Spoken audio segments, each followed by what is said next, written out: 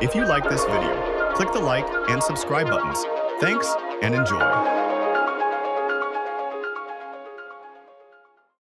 A corportician is an individual who goes back and forth between the halls of Washington, D.C. to the offices on Wall Street. In America, power rarely evaporates. It relocates. From public office to corporate boardrooms and back again, the game remains the same. Influence. Welcome to Corporticians and Revolving Doors of Power. Chapter 1. The Nixon Administration. Richard Nixon, the man whose very name evokes scandal. Yet surprisingly, when examining direct corporate ties, Nixon himself maintained a relatively pure political resume until his infamous fall from grace. Long before Watergate in 1952, Nixon was accused of maintaining an unregulated pool of political cash, a slush fund, designed to cover illicit activities and personal spending. Campaign donors and corporate backers were very much a part of Nixon's secret life. Though not working for corporations outright, the strings were there, tied firmly to power, money, and influence. And Nixon wasn't alone.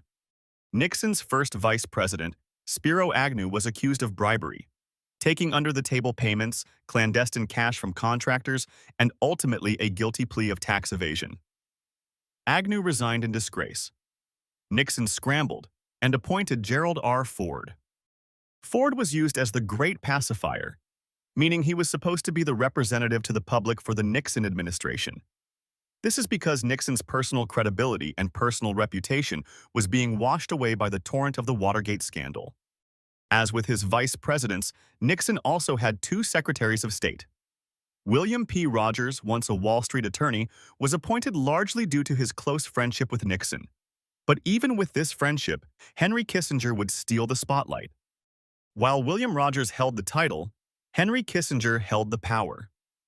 As National Security Advisor and later Secretary of State, Kissinger personified the deeper entanglement, where private interest, academic theory, and Cold War realpolitik converged into a blueprint for global corporate dominance. A Harvard intellectual, Kissinger masterfully negotiated with China and the Soviet Union, while quietly preparing his second act. Kissinger Associates. After politics, Kissinger would start a global investment firm, a secretive consultancy that advised some of the world's largest corporations, many dealing in international finance, energy, and manufacturing. Their client list? Classified. Speculative. Powerful. A private empire built on public service secrets. So even in just one administration, Nixon's, the fingerprints of corporticians are everywhere. Hidden slush funds, secret payoffs, quiet corporate alliances, and the doors of Washington, D.C. and Wall Street will continue to spin. The Ford Administration. Gerald Ford assumed the presidency in August of 1974. He declared, "Our long national nightmare is over." But for those watching the corridors of power, a quieter transformation was underway, not an end, but an evolution. Before there were tech billionaires, there were the Rockefellers, and among them, one man stood out, not for inventing anything, but for inheriting everything and still wanting more. Nelson Rockefeller. Philanthropist, art collector, four-time governor, failed presidential candidate, appointed vice president. Nelson Rockefeller was an aristocrat in a democracy, a symbol of how corporate power doesn't just influence government, it becomes government. To understand Nelson, you have to understand his roots. The Rockefeller name was synonymous with oil wealth and corporate monopolies. By the time Nelson entered politics, his family had already helped to shape the late 19th and 20th centuries. In the 1950s and 60s, Rockefeller chaired commissions on foreign policy, defense, and Cold War strategy. He championed U.S. influence abroad and quietly facilitated the expansion of American corporations into Latin America, particularly oil, construction, and banking. The confirmation hearings became a tutorial in how opaque wealth and public service coexist in the American political machine. Nelson Rockefeller never became president, but he didn't need to. His career legitimized the merger of business and government, not as corruption, but as competence. He helped normalize the idea that you don't run for office to serve the public. You run it like a corporation. And when your term ends, you return to the boardroom that never left your mind. While President Gerald Ford smiled for the cameras, Donald Rumsfeld was already moving pieces in the shadows. He wasn't just a chief of staff, he was a power broker, a tactician, a man who knew that in Washington, access is everything, and loyalty is just a negotiation. Donald Rumsfeld began the Ford era as White House Chief of Staff, the gatekeeper of the Oval Office, a job meant for order and scheduling. But Rumsfeld treated it like a war room. He mastered the flow of information. Who saw the president? What the president saw. He wasn't building policy, he was building power. After Ford, Rumsfeld returned to the private sector, but he never really left Washington. He served on defense boards, corporate leadership councils, and stayed wired into the national security machine.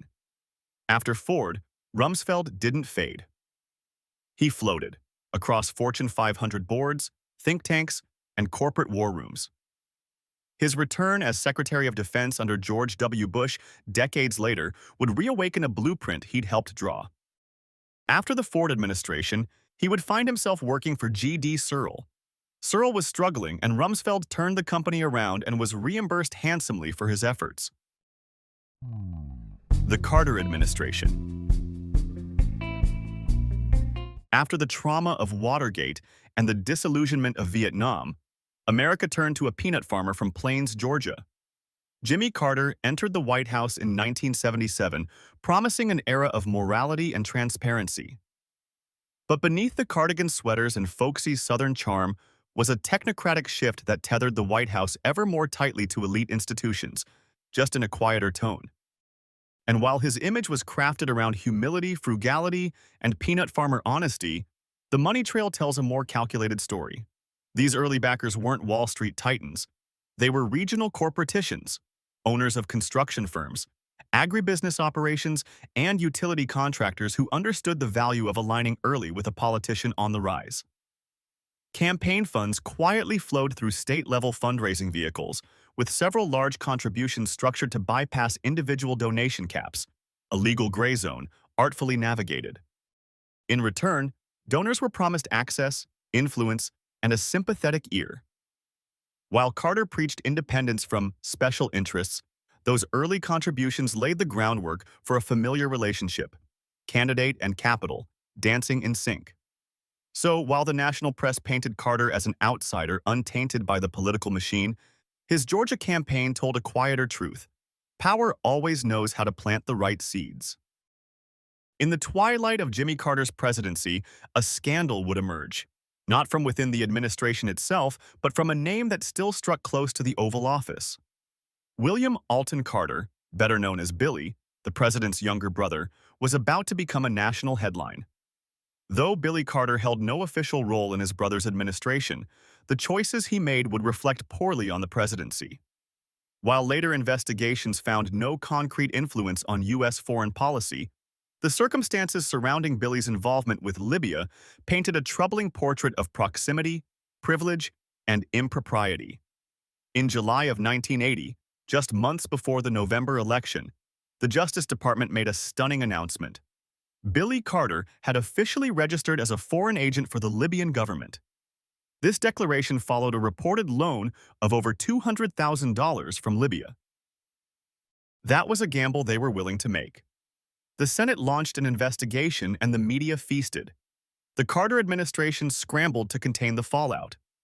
Officially, Billy Carter had no influence, but unofficially, his proximity to power made him a low-cost investment with high visibility returns, and let's not forget about oil.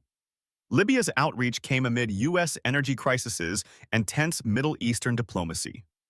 Every handshake and favor carried weight, and Billy's involvement, no matter how unserious he acted, was very serious to those watching. In the end, Billy was never charged, but the damage was done. Billy Carter didn't broker treaties or enact legislation, but he did teach us a valuable lesson that even the sideshow can shake the tent. Enter W. Michael Blumenthal, Treasury Secretary. After working for Crown Cork International, he would work in the Kennedy administration, especially on the Worldwide General Agreement on Tariffs or Trade, or GATT. This knowledge of global trade networks would later benefit him after his first stint in politics when he worked for Bendix International. After 10 years, he would leave the private sector and go back into politics for President Carter as the Treasury Secretary, a corportician indeed. The Reagan Administration. He was the great communicator, the Hollywood cowboy-turned-commander-in-chief.